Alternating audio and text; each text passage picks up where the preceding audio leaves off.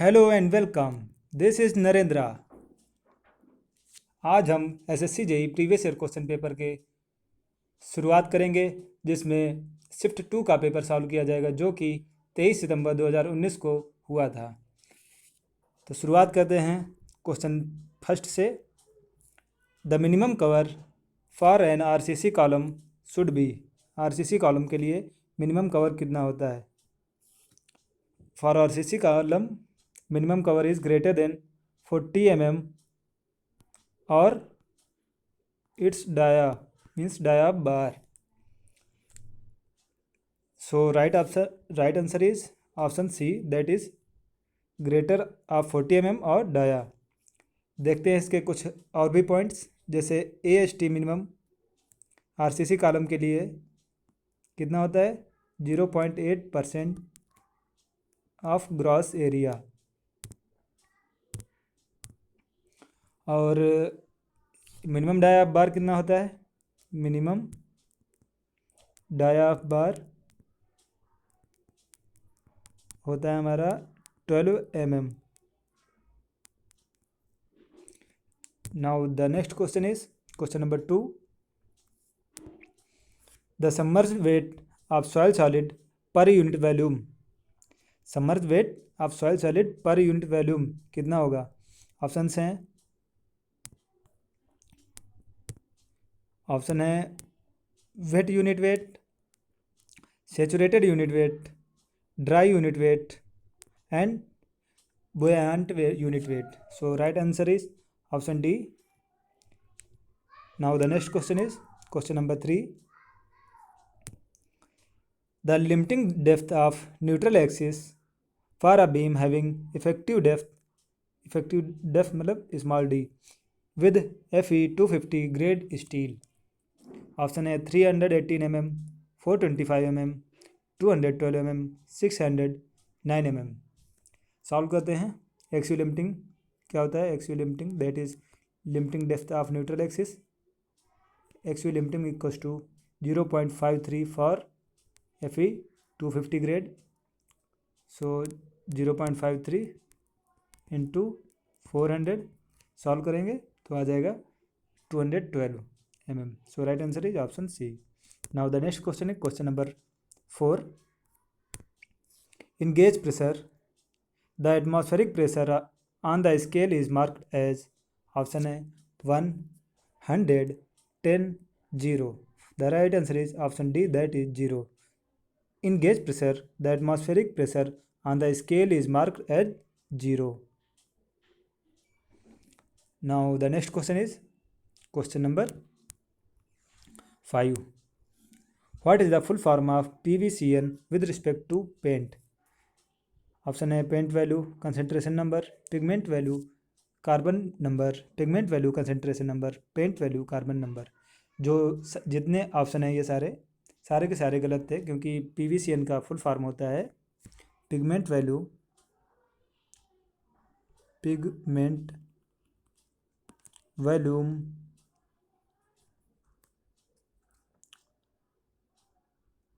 Concentration number. क्या होता है पीवीसीएन का full form? Pigment volume concentration number. Now the next question is question number 6। 1 cubic day मतलब 1 metre cube day कितना होगा? 86.4 hectare metre, 864 hectare metre, 8.64 hectare metre, 0.86 hectare metre. Right answer is option C, that is 8.64 hectare metre. Now the next question is question number 7. When bitumen is allowed to penetrate to full depth of stone layer, it is called half grout, full grout, semi grout, full chipping। क्या होता है? Full depth तक यदि penetrate करेगा तो इसे हम full grout कहेंगे। Now the next question is question number 8, that is extra widening of pavement provided because of off tracking is known as। Off tracking के लिए ऑफ ट्रैकिंग के कारण जो एक्स्ट्रा वाइडनिंग प्रोवाइड कराई जाती है उसे क्या कहते हैं? उसे कहते हैं हम मैकेनिकल वाइडनिंग। देखिए एक्स्ट्रा विड्थ होती क्या है? E W equals to E M, that is mechanical widening, plus E P, that is psychological widening.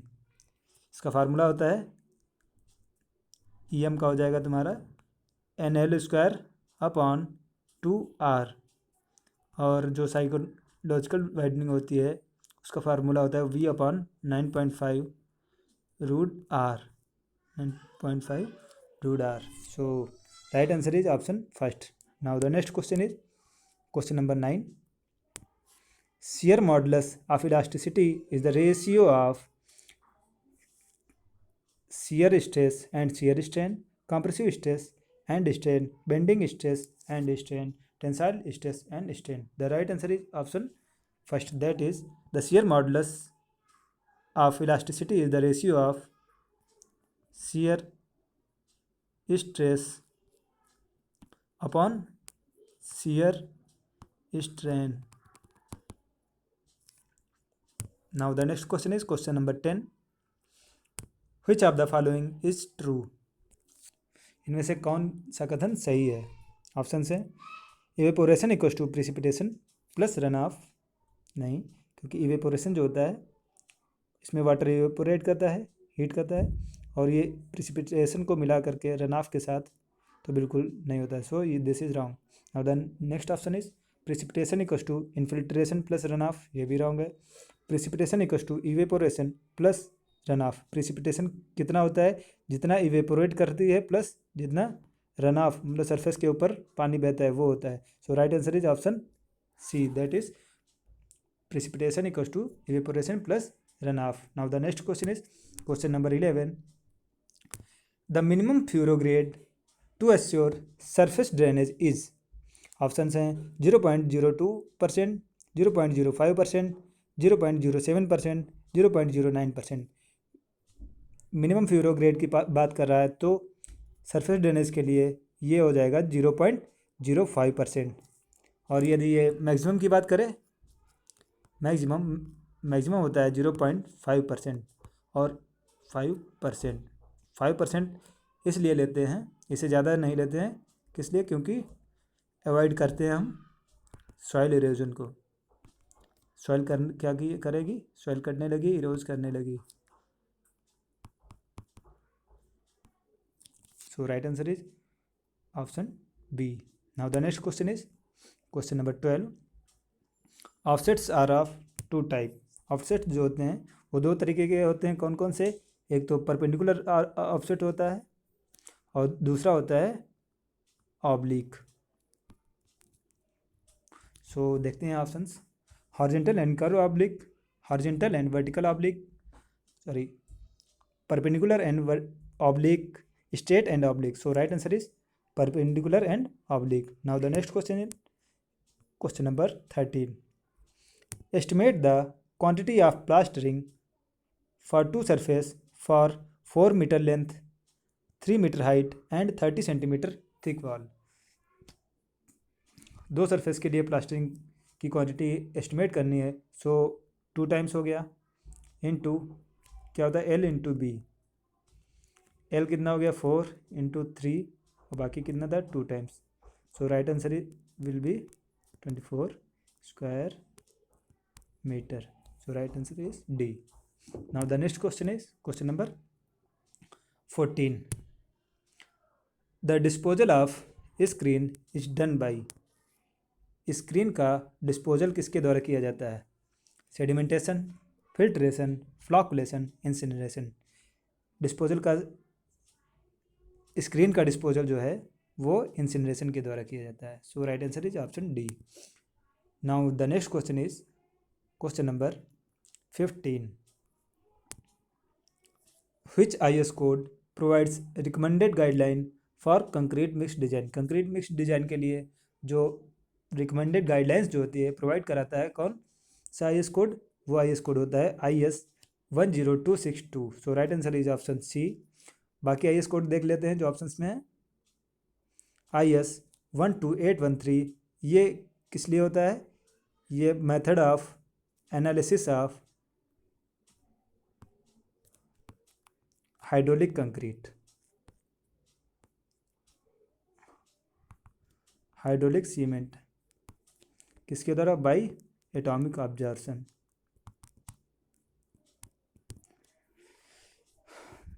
और IS 800, ये तो आपने पढ़ा ही है ज़्यादातर। ये किस में यूज होता है? IS 800 यूज होता है कंस्ट्रक्शन ऑफ स्टील स्ट्रक्चर। ये आप स्टील स्ट्रक्चर सब्जेक्ट में पढ़ेंगे। Now the next question is question number 16।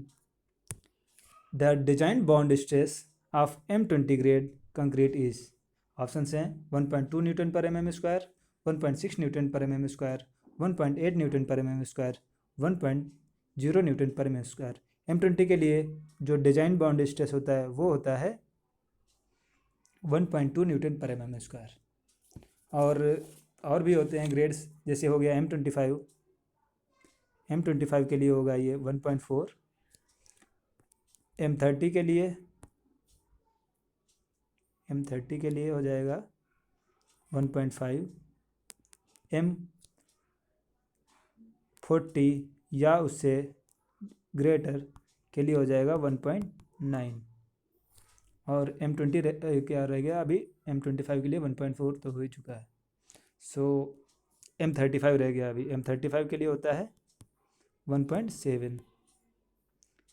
Now the next question is question number 17। Gunter's chain is dash metre long. Gunter's chain कितनी metre long होती है? पहली बात तो ये 66 फीट लॉन्ग होती है, और अगर इसको मीटर में देखेंगे तो मीटर में हो जाएगा 20.12 metre. So right answer is option D. Now the next question is question number 18। Good bricks earth should contain of alumina. Good brick earth should contain dash of alumina. Option हैं 9 to 10%, 15%, 20 to 30%, 35 to 40%। Good BRICS जो होती हैं वो लगभग 20 से 30% alumina को contain करती हैं।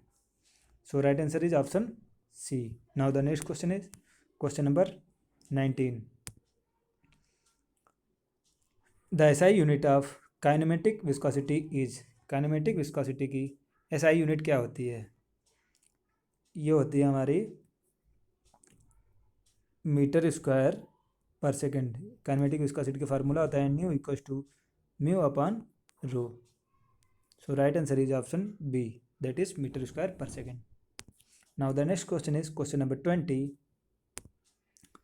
कैल्साइन product in cement production is known as. Cement production में जो कैल्साइन प्रोडक्ट होता है वो क्या होता है? उसको कहते हैं हम क्लिंकर कहलाता है वो।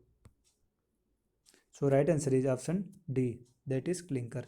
जिप्सम क्या कहता है? जिप्सम हमारा सेटिंग टाइम को इंक्रीज करता है, सेटलिंग टाइम हमारा बढ़ा देता है सीमेंट कंक्रीट की। So now the next question is question number 21। The minimum age distance and end distance from the center of any hole to nearest edge of plate for seared or hand flame cut edge is। Option है 1.7 time the hole dia, 1.5 times the hole dia, 1.9 times the hole dia, 1.8 times the hole dia. The right answer is option A, that is 1.7 times the hole dia. 1.7 times किस लिए use किया जाता है? ये जब hand frame cut होता है, hand frame cut होता है, और जब हम मशीन के द्वारा कट करते हैं तब हमारा ये हो जाएगा 1.5 times. Then right answer will be option 2। Now the next question is question number 22। The unit of measurement is square metre in case of square metre किसके केस में होगा? पॉइंटिंग वर्क के केस में, हॉलो कंक्रीट ब्लॉक के case में, cement concrete in foundation के case में, या आरसीसी स्ट्रक्चर के केस में। आरसीसी स्ट्रक्चर के केस में हम मीटर क्यूब लेते हैं और इन दोनों भी के केस में भी मीटर क्यूब लेते हैं।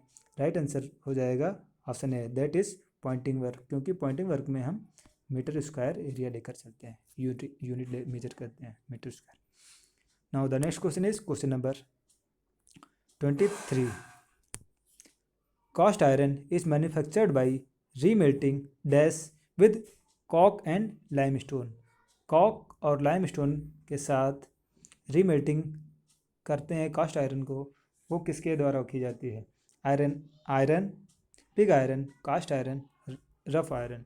Right answer is option B, that is pig iron. Now the next question is question number 24. Grade M20 has a nominal mix of, nominal mix कितना रखता है ग्रेड M20? M20 रखता है हमारा 1.15 रेशियो 1:1.5:3, ये होता है हमारा M20 के लिए, और 1:2:4 होता है हमारा M15 के लिए, 1:3:6 होता है M10 के लिए, और 1:5:10 होता है, ये होता है M5 के लिए। ये जनरली पूछ लिए जाते हैं, सो आप इनको याद कर लीजिएगा, इनकी एक टेबल होती है। So right answer is option B, that is 1:1.5:3 nominal mix is used for grade M20. Now the next and last question is the coefficient of discharge for venturimeter ranges from, venturimeter के coefficient of discharge की जो range होती है वो कितनी होती है? Options हैं 0.952, 0.99, 0.612, 0.69, 0.612, 0.65, 0.502, 0.55। डिस्चार्ज का फार्मूला क्या होता है वेंचुरीमीटर के? Q=CD A1A2/√A1² -A2² into √2GH। Coefficient of discharge की रेंज कितनी होती है? ये होती है हमारी 0.95 से 0.99। So right answer is option first. तो आज के वीडियो को हम यहीं पास ख़त्म करते हैं, मिलते हैं अगले वीडियो लेक्चर में जो कि इसका नेक्स्ट पार्ट होगा। तब तक के लिए बाय बाय, थैंक यू।